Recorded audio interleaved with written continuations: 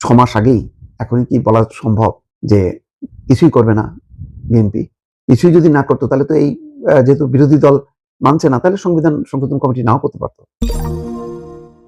BNP ক্ষমতায় গিয়ে জাতির সঙ্গে প্রতারণা শুরু করেছে, জামাতের আমির বলছেন।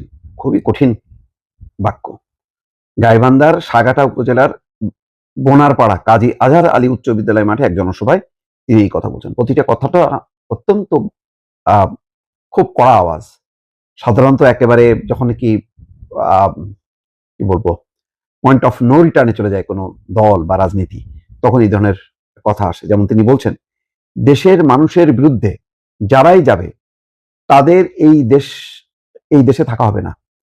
এই পথ পালানোর পথ।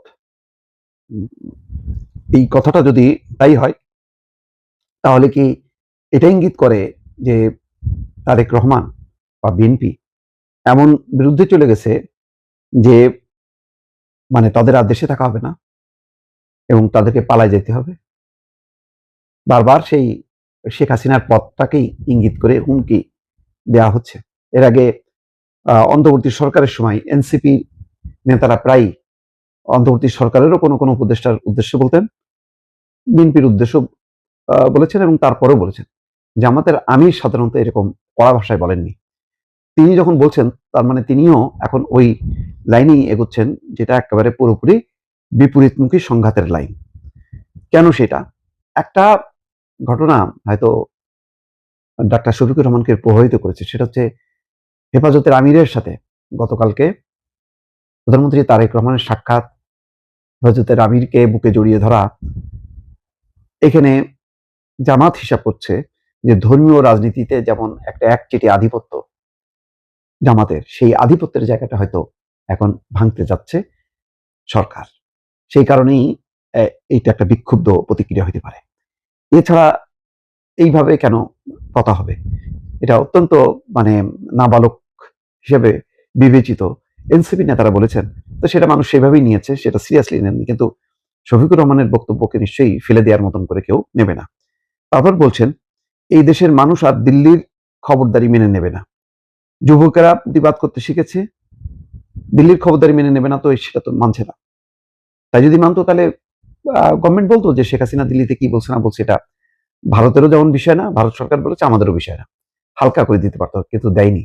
দফায় দফায় প্রতিবাদ করেছে। সেই পররাষ্ট্রমন্ত্রী, পররাষ্ট্র প্রতিমন্ত্রী, পররাষ্ট্র উপদেষ্টা, স্বরাষ্ট্রমন্ত্রী কেউ বাদ রাখে, এবং যেই ভাষায় প্রতিবাদ দেওয়া হয়েছে এটা অকল্পনীয়। এবং এর মধ্য দিয়ে তো প্রকাশ পায় যে যেটা প্রচার চালানো হচ্ছিল নির্বাচনের আগে, যে দিল্লিতে দাসখত দিয়ে বিএনপি রাজনীতিতে এসছে, দেশে ফিরছে, সেটা যে ঠিক না সেটা তখনই প্রমাণ হয়ে গেছে। আচ্ছা, এখানে বলা হচ্ছে বিএনপি হা ভোটের প্রচারণা চালিয়ে ক্ষমতায় গিয়ে জাতির সঙ্গে প্রতারণা শুরু করেছে। যারা হা প্রচারণা চালিয়ে এখন না বলছে তারাই একদিন এই দেশ থেকে নাই হয়ে যাবে।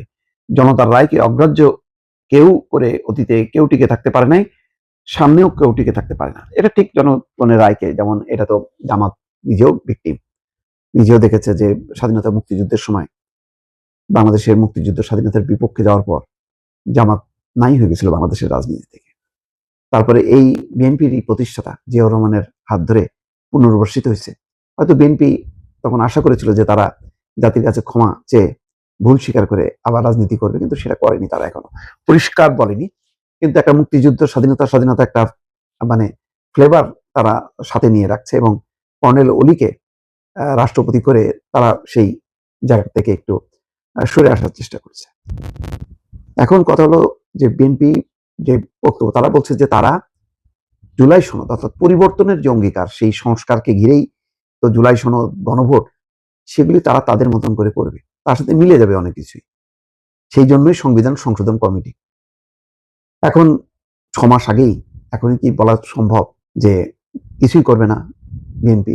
কিছুই যদি না করতো তাহলে তো এই যেহেতু বিরোধী দল মানছে না, তাহলে সংবিধান সংশোধন কমিটি নাও করতে পারতো। কিন্তু তারা করছে। তারা মনে করছে যে জামাত সমর্থন দিক বা করুক বা না করুক, তারা তাদের অঙ্গীকার পূরণ করবে, কারণ এটা তাদের নির্বাচনী ম্যানিফেস্টো। তো সেটা তারা বাস্তবায়ন করবে। ফলে এত বেশি উত্তেজনা, এত বেশি মানে কি এমন ঘটনা ঘটলো? কি এমন পরিস্থিতির দিকে ধাবিত হলো যে একেবারে হার্ড লাইনে কথা বলছেন শফিকুর রহমান? এর অন্তর্নিহিত অন্য কোনো কারণ আছে কিনা?